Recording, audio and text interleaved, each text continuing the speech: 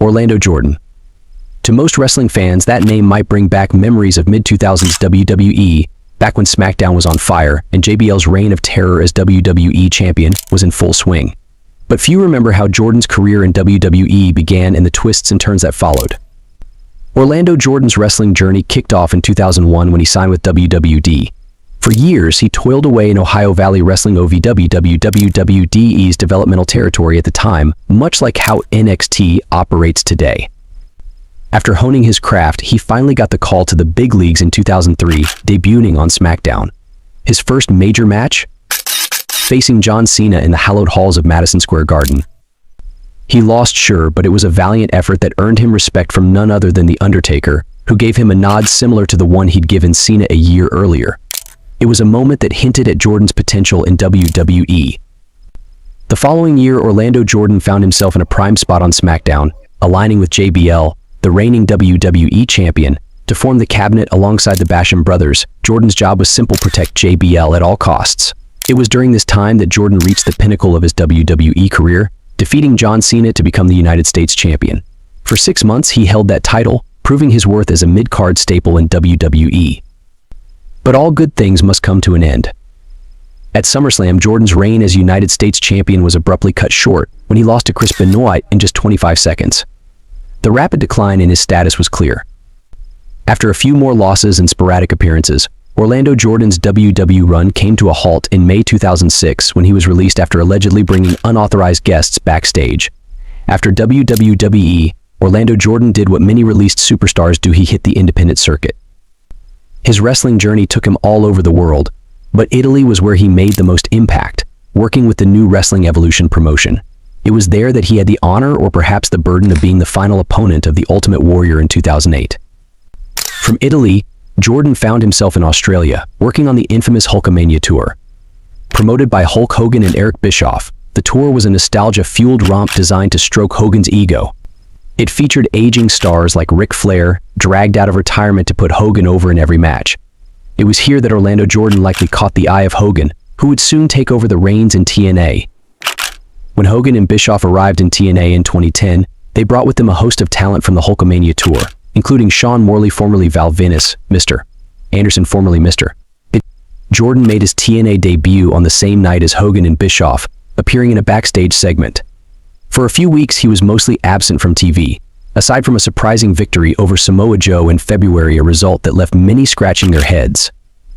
But then, on March 29, 2010, everything changed. Orlando Jordan's new gimmick debuted on an episode of Impact Wrestling, and it was unlike anything the wrestling world had ever seen or wanted to see. As his entrance theme blared, Jordan descended from the rafters of the Impact Zone, draped in what looked like caution tape, a visual metaphor for the dangerous, boundary-pushing character he was about to unleash on TNA. Jordan's new character was centered around his real-life bisexuality, a bold move in a business known for its conservative and often close-minded fan base. According to rumors, Jordan had pitched a similar gimmick to WWE, but they turned him down. TNA, however, decided to run with it. Less than 2 weeks after this jaw-dropping entrance, TNA signed Orlando Jordan to a multi-year contract, convinced that this controversial character had the potential to stir things up. And stir things up it did. In May, Jordan debuted a talk show segment on Impact called The O-Zone. During the show, he attacked Rob Terry, the reigning global champion, setting up a feud between the two. TNA leaned heavily into Jordan's sexuality to build heat for the rivalry, with Jordan's character openly flirting with and harassing Terry in a manner that, today, would likely be labeled as sexual harassment.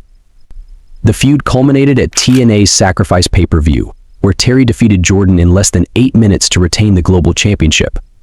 The match was forgettable, but the storyline leading up to it left a lasting impression for better or worse. After the Rob Terry feud fizzled out, Orlando Jordan found himself in another strange storyline, this time paired with Eric Young.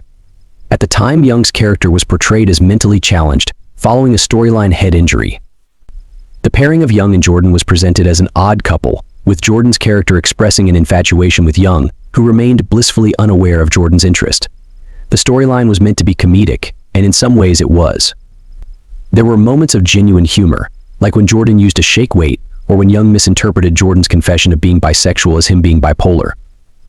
But there were also moments that felt uncomfortable and stereotypical, like when Jordan dressed up as a Hooters girl or grinded on his opponents. For the most part, this storyline played out on TNA's secondary show, Explosion, and rarely made it to the main Impact broadcast.